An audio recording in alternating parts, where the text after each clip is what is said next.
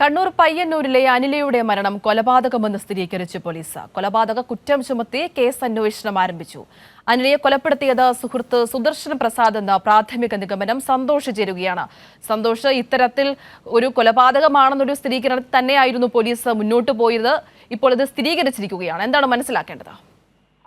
തീർച്ചയായും ഈ മൃതദേഹം കണ്ടെത്തിയ സമയം മുതൽക്ക് ഇതിൽ ദുരൂഹതകൾ ഉണ്ടായിരുന്നു. മൃതദേഹത്തിന്റെ ഒരു പ്രാഥമിക പരിശോധനയിൽ തന്നെ ഇത് കൊലപാതകമാണ് എന്നുള്ള നിഗമനത്തിൽ തന്നെയാണ് പോലീസ് ഉണ്ടായിരുന്നത്. പിന്നീട് പോസ്റ്റ്മോർട്ടം റിപ്പോർട്ടിലെ ചില സൂചനകൾ കൂടി പരിശോധിക്കുമ്പോൾ ഇത് കൊലപാതകമാണ് എന്നുള്ള കാര്യം പോലീസ് സ്ഥിരീകരിക്കുകയായിരുന്നു. തുടക്കത്തിൽ അസ്വാഭാവിക മരണത്തിനാണ് കേസെടുത്തിരുന്നത്. എന്നാൽ ഇപ്പോഴത് കൊലപാതക കുറ്റം തന്നെ ചുമത്തി പോലീസ് ഇപ്പോൾ അന്വേഷണം ആരംഭിച്ചിരിക്കുകയാണ്.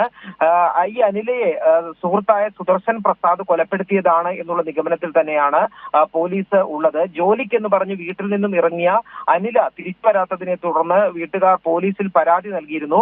പോലീസ് അന്വേഷണം നടത്തുന്നതിനിടയിലാണ് ഈ മൃതദേഹം കണ്ടെത്തുന്ന സാഹചര്യം ഉണ്ടായത്. ആദ്യം സുദർശൻ പ്രസാദിനെ തൂങ്ങി മരിച്ച നിലയിലാണ് കണ്ടെത്തിയത്. പിന്നീടാണ് ഈ അനിലയെ വീട്ടിനുള്ളിൽ മരിച്ച നിലയിൽ കണ്ടെത്തിയത്. അനിലയുടെ മുഖത്തും ശരീരത്തിലുമെല്ലാം അടിയേറ്റ പാടുകൾ ഉണ്ടായിരുന്നു. മാത്രമല്ല കഴുത്ത് ഞെരിച്ചതിന്റെ പാടുകൾ ലക്ഷണങ്ങൾ ഈ പോസ്റ്റ്മോർട്ടത്തിൽ കണ്ടെത്തുകയും ചെയ്തു. മൂക്കിൽ നിന്നും വായിൽ നിന്നും രക്തം വാർന്നതായും പോസ്റ്റ്മോർട്ടം റിപ്പോർട്ടിൽ ഉൾപ്പെടെ കണ്ടെത്തിയിരുന്നു. മാത്രമല്ല പോലീസ് നടത്തിയിട്ടുള്ള പരിശോധനയിൽ ഈ വീട്ടിൽ സംഭവം നടന്ന വീടിന്റെ മുകൾ നിലയിൽ പിടിവലികൾ നടന്നതിന്റെ ചില സൂചനകൾ കൂടി പോലീസിന് ലഭിക്കുകയും ചെയ്തു. അതുകൊണ്ട് തന്നെയാണ് ഇത് കൊലപാതകമാണ് എന്നുള്ള സ്ഥിരീകരണത്തിലേക്ക് പോലീസ് എത്തിയത്. ഇതുവരെയുള്ള പോലീസിന്റെ പ്രാഥമിക നിഗമനം എങ്ങനെയാണ്? ഈ സംഭവം നടന്ന വീട്ടിൽ ആൾതാമസം ഉണ്ടായിരുന്നില്ല. ഈ വീട്ടുകാർ മറ്റൊരു കുടുംബമായി തന്നെ ഒരു വിനോദയാത്രയ്ക്ക് പോയിരിക്കുകയായിരുന്നു. ഈ വിനോദയാത്രയ്ക്ക് പോകുന്ന സമയത്ത് സുദർശൻ പ്രസാദിനെയാണ് ഈ വീട് നോക്കുന്നതിനായി പരിപാലിക്കുന്നതിനായി കുടുംബം ഏൽപ്പിച്ചിരുന്നത്.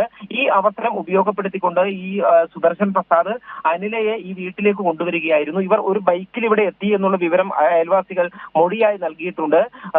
ഇവരെ പോലീസ് നടത്തിയ പരിശോധനയിൽ അനിലയുടെ 3 ജോഡി വസ്ത്രങ്ങൾ ഉൾപ്പെടെ ഇവിടെ നിന്നും കണ്ടെത്തുകയും ചെയ്തിട്ടുണ്ട്. അവിടെ വെച്ച് ഇവർ വാക്കുതർക്കത്തിൽ ഏർപ്പെടുത്തുകയും ഈ സുദർശൻ പ്രസാദ് അനിലയെ കൊലപ്പെടുത്തി അതിനുശേഷം അവിടെ നിന്നും സ്വന്തം നാട്ടിലേക്ക് പോയി 22 കിലോമീറ്റർ അകലെയുള്ള മറ്റൊരു സ്ഥലത്ത് വെച്ച് തൂങ്ങി മരിക്കുകയായിരുന്നു, ജീവനൊടുക്കുകയായിരുന്നു എന്നാണ് പോലീസ് ഇപ്പോൾ പ്രാഥമികമായ ഒരു വിലയിരുത്തൽ നടത്തിയിരിക്കുന്നത്.